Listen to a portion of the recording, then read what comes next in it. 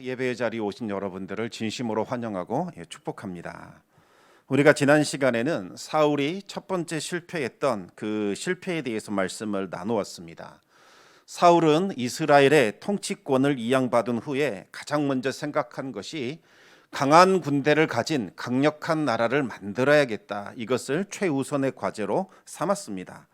당시 블레셋은 이스라엘의 요충지마다 수비대를 만들어 놓고 이스라엘을 감시하고 통제하고 있는 그와 같은 상황이었습니다. 사울은 용사 3,000명을 선발해서 직속 부대를 창설하게 됩니다. 그 중에서 2,000명은 자신의 수하에 두었고 나머지 1,000명은 아들 요나단에게 맡겼습니다. 그랬더니 요나단이 어느 날 1,000명을 거느리고 블레셋의 수비대를 공격하여 무너뜨리는 쾌거를 거두게 됩니다. 수비대가 무너졌다는 소식을 들은 블레셋은 이스라엘을 응징하고자 대규모 병력을 동원하여 전쟁을 준비하게 됩니다.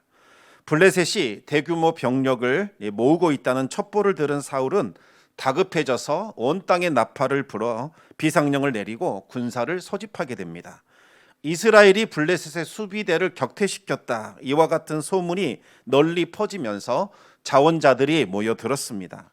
하지만 그들은 이 대규모의 블레셋 군대를 보는 순간 마음이 녹아내리게 됩니다. 블레셋 군대는 이스라엘의 상상을 초월했습니다. 오늘날 전차에 해당하는 병거가 무려 3만 대나 있었고 이것만으로도 이스라엘을 전멸시킬 수 있었는데 여기에 6천 명의 마병들과 모래처럼 많은 보병까지 그와 같은 숫자로 진영을 이루고 있었습니다. 이 광경을 본 이스라엘은 기가 죽어서 싸우지도 않고 다 도망쳐 버렸습니다.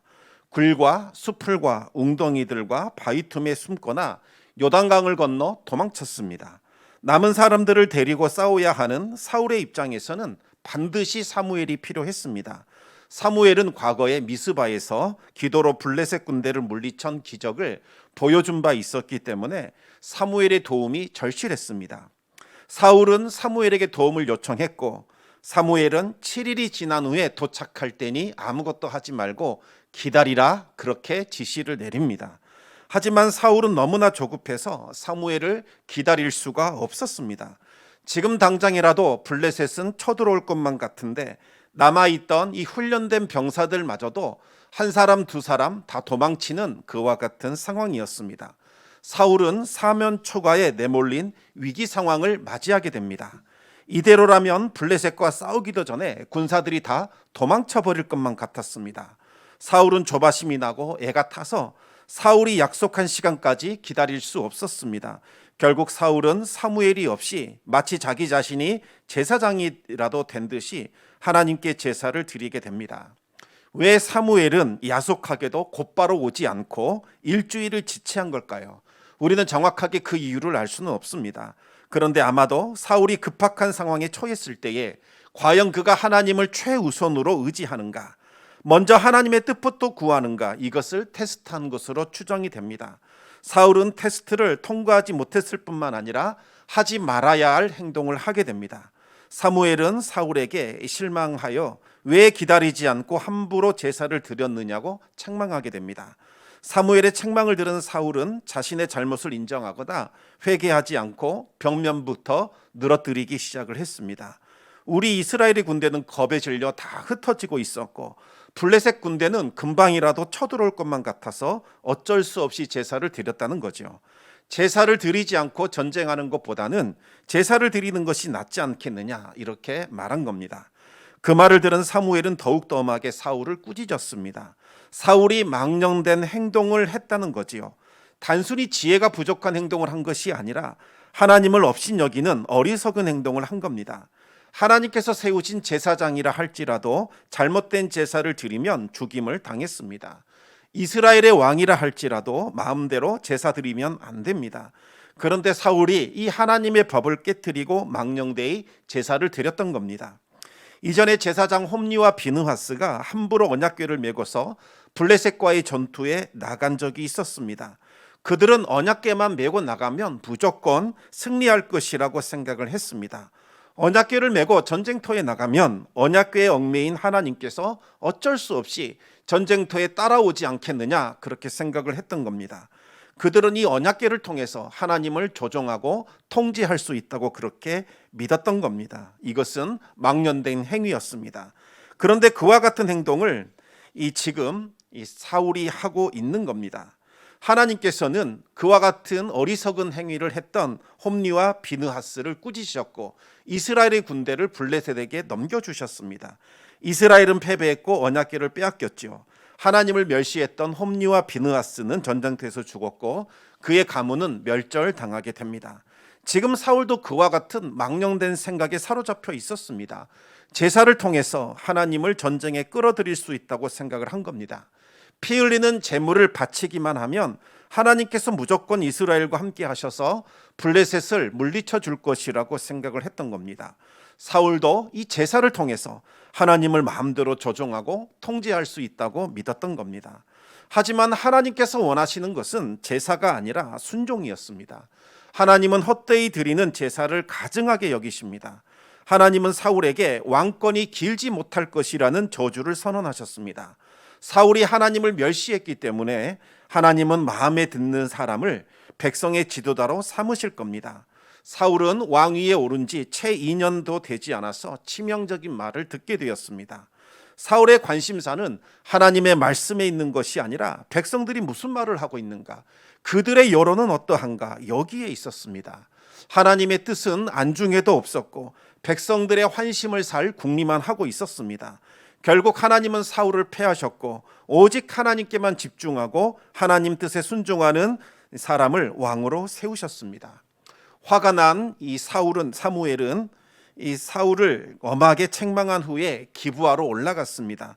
그래도 사무엘이 자신의 고향인 라마로 올라가지 않고 기브아 전쟁터로 올라갔다는 것은 여전히 사울을 포기하지 않고 있다는 의미이기도 합니다. 사울은 기브아를 방문해서 요나단을 축복하고 용기를 북돋아 주었습니다. 사울은 남아있는 군대를 다 세워보았더니 600명 정도 남아 있었습니다. 너무나도 절망적인 상황이었습니다. 그런데 더 큰 문제는 제대로 된 무기가 없었다는 거지요. 블레셋은 철제 무기로 중무장을 했지만 이스라엘은 오로지 농기구를 가지고 전쟁터로 나왔습니다. 숫자로도 무기로도 전술로도 이스라엘은 블레셋을 이길 수 없었습니다. 그런데 여기에 놀라운 반전이 일어나게 됩니다. 이스라엘이 블레셋을 격파하고 승리를 거둔 겁니다. 이 승리는 바로 요나단의 믿음과 그의 결단에서부터 시작되었습니다.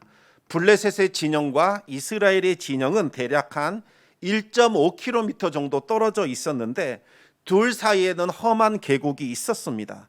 그런데 어느 날 요나단이 하나님을 믿는 그 믿음을 가지고서 블레셋 군대에게로 넘어가기로 결단을 하게 됩니다. 우리 오늘 본문 1절 말씀을 같이 한번 읽겠습니다. 하루는 사울의 아들 요나단이 자기의 무기를 든 소년에게 이르되 우리가 건너편 블레셋 사람들의 부대로 건너가자 하고 그의 아버지에게는 아뢰지 아니하였더라. 요나단은 자신의 무기를 든 소년에게 우리 블레셋 사람들의 부대로 건너가자 이렇게 제안을 합니다. 그랬더니 무기를 든 소년은 말 그대로 무기를 들고 다니면서 호위하는 사람을 말하는데 그대로 따라가게 됩니다. 하지만 요나단은 사울에게는 그 사실을 알리지 않았습니다. 알려봐야 반대할 것이 뻔했기 때문입니다. 왜 요나단은 갑자기 느닷없이 블레셋의 부대로 건너가게 될 생각을 했을까요? 우리 6절 말씀을 같이 한번 읽겠습니다. 요나단이 자기의 무기를 든 소년에게 이르되 우리가 이 할례 받지 않은 자들에게로 건너가자. 여호와께서 우리를 위하여 일하실까 하노라. 여호와의 구원은 사람이 많고 적음에 달리지 아니하였느니라. 아멘. 요나단에게는 아버지 사울과는 달리 하나님에 대한 믿음이 있었습니다. 사울은 이 전쟁을 블레셋에게서 벗어나는 독립전쟁으로 생각을 했지만 요나단은 하나님을 모독하는 블레셋을 응징하고 물리치는 하나님의 전쟁으로 바라보았습니다. 사울은 하나님의 전쟁이 아니라 이스라엘의 전쟁으로 바라봤기 때문에 눈앞에 있는 숫자와 무기와 규모에 금방 압도를 당하게 됩니다. 자신들의 모습은 감히 블레셋과 맞서 싸울 수 없는 미약하고 보잘것없는 존재로 여기게 됩니다. 그러나 요나단은 이 전쟁을 하나님의 전쟁으로 바라봤기 때문에 오직 하나님 한 분만을 바라봤습니다. 하나님이 우리와 함께 하신다면 충분히 이길 수 있다는 굳은 믿음이 요나단에게 있었던 겁니다. 그리고 또 요나단에게는 한마음 한뜻이 되어 믿음의 도전을 함께 할 수 있는 믿음의 동역자가 있었습니다. 우리 함께 7절 말씀을 읽겠습니다. 무기를 든 자가 그에게 이르되 당신의 마음에 있는 대로 다 행하여 앞서가소서. 내가 당신과 마음을 같이 하여 따르리이다. 아멘. 믿음의 동역자가 있다는 것, 그것은 정말 큰 복입니다. 신앙생활을 하는데 정말 내 마음이 힘들 때 함께 기도 제목을 나누면서 기도할 수 있는 사람, 함께 눈물을 흘리면서 가슴을 칠 수 있는 사람, 또 함께 기도원에 가서 부르짖어 기도할 수 있는 그와 같은 믿음의 동역자가 있다는 것은 정말 귀하고 복된 일입니다. 하나님께 쓰임받았던 믿음의 용사들에게도 언제나 마음을 함께하는 믿음의 동역자들이 있었습니다.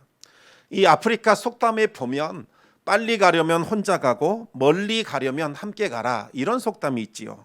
믿음의 여정도 마찬가지입니다. 우리의 신앙은 단거리 경기가 아니라 마라톤 경기입니다. 빨리 가는 것이 중요한 것이 아니라 완주하는 것, 끝까지 믿음의 경주를 완주하는 것, 이것이 중요합니다. 그렇게 하려면 혼자 믿음의 길을 걸어가서는 안 되고 반드시 믿음의 동역자들과 함께 걸어가야 합니다. 우리 히브리서 10장 24절과 25절 말씀을 같이 한번 읽겠습니다. 서로 돌아보아 사랑과 선행을 격려하며 모이기를 패하는 어떤 사람들의 습관과 같이 하지 말고 오직 권하여 그날이 가까움을 볼수록 더욱 그리하자. 아멘. 이 기러기 이야기를 아마 들어보셨을 겁니다. 기러기들은 먹이를 찾아 이동하는데 그 거리가 대략 지구 한 바퀴 4만 킬로미터를 날아간다고 합니다. 기러기가 어떻게 이토록 먼 거리를 날아다닐 수 있을까? 그들이 그 비결을 찾았는데 바로 V자 대형에 있다고 합니다. 이 V자로 대형을 이루어서 날아가는데 맨 앞에 있는 이 기러기가 방향을 잡으면서 이 대오를 이끌어가게 됩니다. 그러면 그 뒤를 따라오는 기러기들은 맨 앞에 있는 기러기가 만들어 놓은 이 공기의 흐름에 의해서 양력이 발생하게 되고 71% 정도가 줄어든 힘으로 충분히 날아갈 수 있다고 하지요. 그 대신 앞에서 날아가는 리더는 공기의 흐름을 만들어야 하기 때문에 금방 지치게 됩니다. 리더의 체력이 조금씩 떨어지기 시작하면 뒤따라오는 기러기들이 큰 울음소리를 내면서 격려해주고 응원을 해줍니다. 그러다가 맨 앞에 리더가 피곤하여 지치면 이제 맨 뒤로 이동하고 자연스럽게 한 줄씩 한 줄씩 앞으로 자리를 메꾸어서 다른 기러기가 리더의 역할을 하게 됩니다. 이와 같이 기러기들은 함께 비행을 함으로써 혼자 날 때보다 무려 70% 정도 더 오래 날 수 있게 됩니다. 만약 기러기 한 마리가 상처를 입고 낙오가 되면 다른 두 마리의 기러기들이 함께 따라가 줍니다. 그래서 낙오된 기러기가 회복해서 다시 날 수 있게 되거나 혹은 죽을 때까지 함께 있어 줍니다. 다행히 빨리 회복이 되면 원래의 기러기 떼를 따라잡아 합류하지만 회복이 늦어지게 되면 다른 기러기 떼를 만나 합류하게 됩니다. 이와 같은 서로가 서로를 돌보는 협력과 협동을 통해서 기러기들은 혼자서는 불가능했을 일들을 기어이 해내게 되는 겁니다. 우리의 신앙생활도 그와 마찬가지입니다. 혼자 신앙생활하는 것 처음에는 편하고 그렇게 하는 것이 쉬운 것처럼 느껴집니다. 그러나 얼마 가지 않아 지쳐 쓰러지게 되는 거지요. 믿음의 길을 완주할 수 없습니다. 믿음의 형제 자매들과 함께 믿음의 길을 걸어가야 완주할 수 있습니다. 누군가가 지쳐 쓰러진 것 같으면 전화를 걸어서 힘내라, 내가 너와 함께한다, 위로해주며 다시 이끌어주며 동행해 줄 때에 비로소 다시 일어나 믿음의 길을 걸어갈 수 있는 겁니다. 서로 돌아보면서 사랑과 선행을 격려하고 그리하여 믿음의 경주를 완주할 수 있게 되기를 우리 주님의 이름으로 축원합니다. 다시 본문으로 돌아가겠습니다. 그렇다면 요나단은 도대체 가서 무엇을 하려고 했던 걸까요? 그 계획이 무엇이었을까요? 8절에서부터 10절까지 말씀을 우리 같이 읽겠습니다. 요나단이 이르되 보라, 우리가 그 사람들에게로 건너가서 그들에게 보이리니 그들이 만일 우리에게 이르기를 우리가 너희에게로 가기를 기다리라 하면 우리는 우리가 있는 곳에 가만히 서서 그들에게로 올라가지 말 것이요 그들이 만일 말하기를 우리에게로 올라오라 하면 우리가 올라갈 것은 여호와께서 그들을 우리 손에 넘기셨음이니 이것이 우리에게 표징이 되리라 하고. 아멘. 요나단은 우리가 갔을 때 적이 어떻게 반응하는가, 이것을 통해서 하나님이 무엇을 말씀하시는가, 하나님의 뜻을 깨닫기를 원했습니다. 만약 적에게 자신의 위치를 노출시켰는데 수비대가 말하기를 우리가 너희에게로 갈 테니까 가만히 있으라, 이렇게 말하면 말 그대로 올라가지 말고 그냥 있는 겁니다. 그런데 수비대가 너희들이 이리로 올라오라 대답을 하면 하나님께서 공격하라는 말씀이구나, 그 뜻을 알고 올라가서 그들을 치라는 겁니다. 이것이 요나단이 세운 전략이자 하나님의 뜻을 분별하는 방법이었습니다. 가만히 생각해 보면 아무 맥락도 없고 근거도 없는 무모하고 황당한 행동이라고 할 수 있겠습니다. 그런데 블레셋 수비대가 요나단과 무기 든 소년을 바라보자 우리에게로 올라오라, 이렇게 조롱하기 시작을 했습니다. 요나단을 막 업신여기면서 본때를 보여주겠노라, 그렇게 으름장을 놓았습니다. 그런데 요나단은 그들의 조롱거리, 그들의 으름장 놓는 것을 하나님께서 공격하라고 주신 표징이구나, 이렇게 받아들이게 됩니다. 그래서 요나단은 무기를 든 소년에게 하나님이 그들을 우리에게 넘겨주셨다 하면서 손발로 절벽을 기어 올라가게 되고 무기를 든 그 소년도 요나단을 따라 올라가게 됩니다. 그런데 여기에서 아주 신기한 일이 일어나게 되죠. 우리 함께 13절, 14절 말씀을 같이 읽겠습니다. 요나단이 손발로 기어 올라갔고 그 무기를 든 자도 따랐더라. 블레셋 사람들이 요나단 앞에서 엎드려짐에 무기를 든 자가 따라가며 죽였으니 요나단과 그 무기를 든 자가 반나절 가리 땅 안에서 처음으로 쳐 죽인 자가 20명 가량이라. 아멘. 블레셋의 수비대가 요나단 앞에서 속절없이 엎드려졌습니다. 블레셋 수비대는 자신들의 숫자를 믿고 방심했지만 요나단은 아주 용감하고 민첩하게 공격하면서 그들을 쓰러뜨렸습니다. 요나단은 반나절 가리 땅 안에서 20명을 죽였습니다. 여기서 말하는 반나절 가리 땅이라는 것은 소 한 마리가 반나절 동안 갈아 놓을 수 있는 면적인데 대략 한 700평 정도 된다고 합니다. 우리 교회 부지와 마당을 합치면 한 500평 정도 되니까 700평이 어느 정도 규모일지 상상이 될 줄로 생각합니다. 요나단은 아주 신속하게 무찌르면서 20명 정도 되는 병사들을 죽였습니다. 이들은 이스라엘을 감시하고 있던 보초들, 다시 말하면 수비대를 지키고 있는 그 병사들이었습니다. 요나단과 무기를 든 소년을 업신하며 조롱하다가 그들이 죽임을 당하게 된 겁니다. 요나단의 믿음과 헌신을 본 하나님께서 이제 적극적으로 전쟁에 개입해 주시게 됩니다. 우리 함께 15절 말씀을 읽겠습니다. 들에 있는 진영과 모든 백성들이 공포에 떨었고 부대와 노략군들도 떨었으며 땅도 진동하였으니 이는 큰 떨림이었더라. 이제 하나님의 초자연적인 역사가 마침내 일어나기 시작을 했습니다. 블레셋 군사들과 백성들 가운데 말할 수 없는 극도의 공포감이 몰려오기 시작을 했습니다. 그러면서 순간 땅이 흔들리는 큰 지진이 일어나게 됩니다.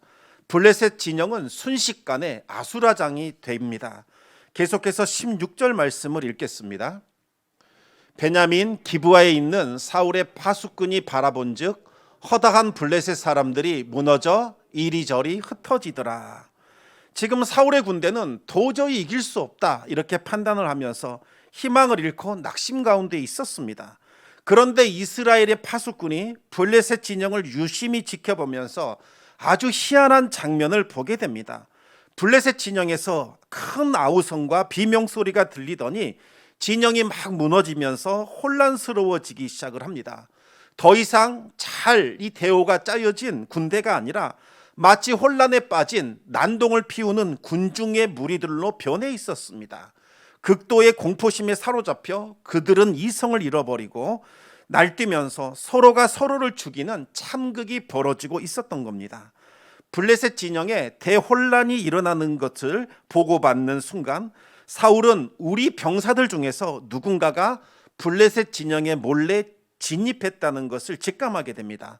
즉시 사울은 누가 나갔는지 밝히라는 지시를 내리게 되고 요나단이 무기를 든 소년과 함께 블레셋 진영으로 들어가게 되었다는 사실을 알게 됩니다.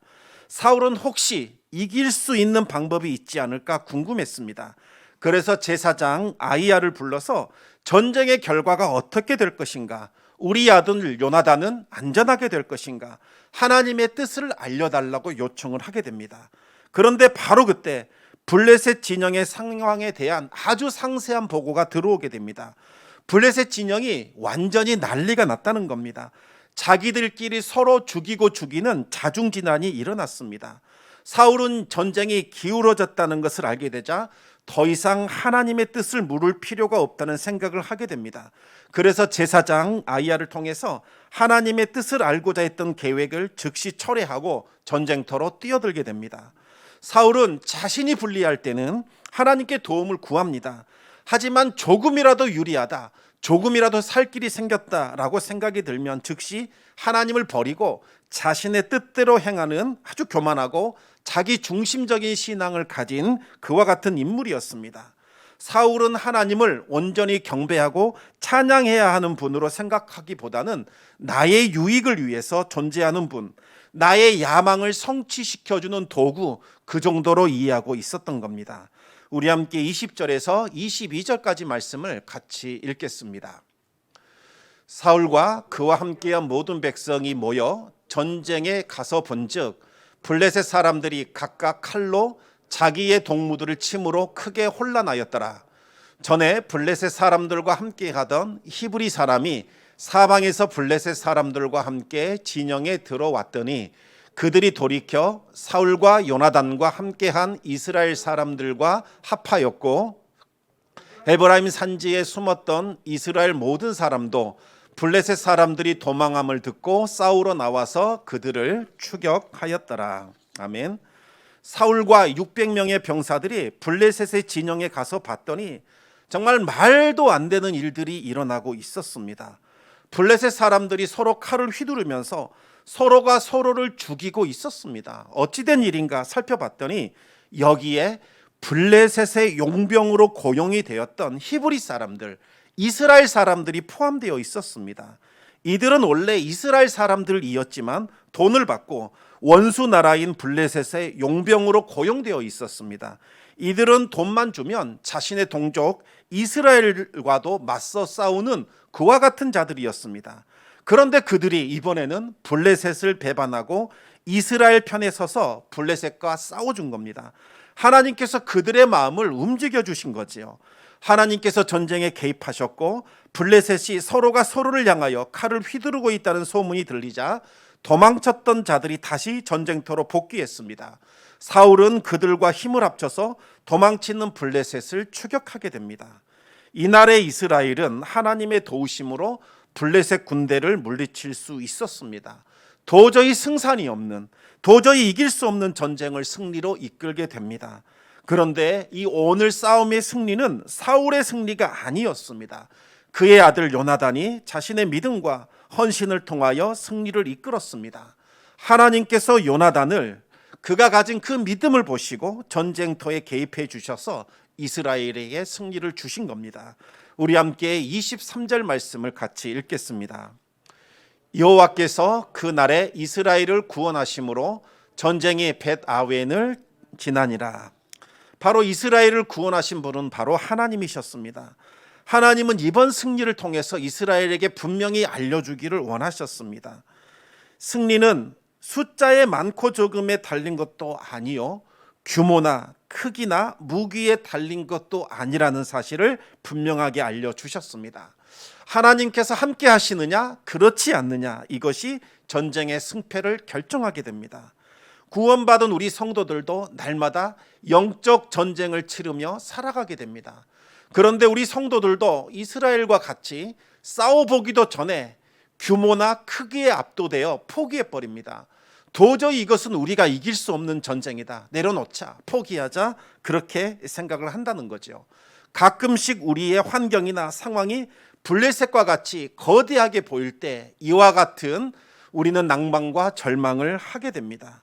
숫자와 규모와 크기와 기술력과 경험에 짓눌려서 우리가 절망할 때가 참으로 많습니다.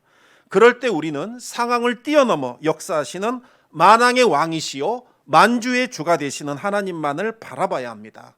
오늘 본문에 나오는 요나단과 같이 오직 하나님 한 분만을 바라보면서 믿음으로 전진한다면 우리 역시 승리를 거둘 수 있습니다. 요나단은 하나님께로부터 건너가라 승리를 주리라 이와 같은 말씀을 들은 것이 아닙니다. 그는 이 전쟁은 하나님이 개입하시면 이길 수 있는 전쟁이라는 믿음이 있었습니다.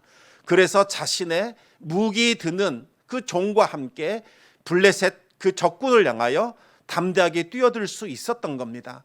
하나님께서 요나단을 보시고 개입하지 않으려고 하셨던 그 전쟁에 개입해 주신 겁니다. 바로 요나단이 게임을 완전히 바꿔버리는 게임 체인저의 역할을 하게 된 겁니다.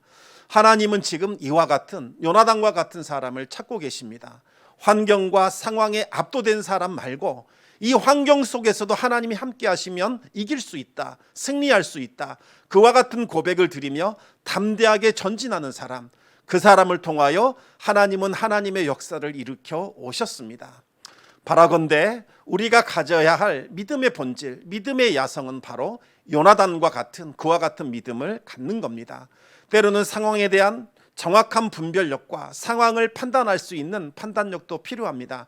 그러나 그보다 앞서 우리가 고백해야 할 것은 하나님은 만왕의 왕이시요 만주의 주가 되시며 이 모든 만물과 이 모든 상황을 바꾸실 수 있는 하나님이시요 우리에게 승리를 주실 수 있는 유일한 우리의 구원자라는 것을 고백하는 신앙인 줄 압니다. 지금 많이 힘들고 어려운 상황입니다. 그러나 우리가 지금 바라봐야 할 것은 암담한 상황도 아니고 우리의 나약함과 우리의 연약함도 아닙니다.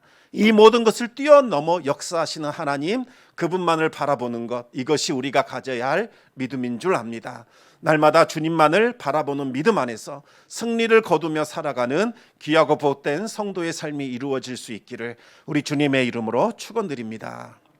이 시간 말씀을 기억하며 우리 함께 기도하기를 원합니다. 우리가 얼마나 많은 순간 하나님을 바라보지 않고 하나님을 생각하지 않고 우리 자신의 미약함, 우리 상황의 어려움 이것만을 바라보면서 쉽게 낭망하고 절망하는지요. 그러나 하나님께서는 어떠한 상황 속에서도 우리의 왕이 되어주시기를 원하시고 우리의 구원자가 되기를 원하시고 우리를 통하여 하나님의 영광 나타내 주기를 원하십니다. 중요한 것은 하나님이 아니라 바로 우리 자신들의 태도와 자세와 믿음입니다. 우리가 담대하게 믿음으로 나아간다면 하나님께서는 능치 못할 일이 없으신 하나님 되심을 보여주실 것입니다. 이 시간 우리 함께 회개하기를 원합니다. 하나님, 지난 1년 동안 우리가 어떠한 마음과 어떠한 자세로 주님 앞에 나섰는지요.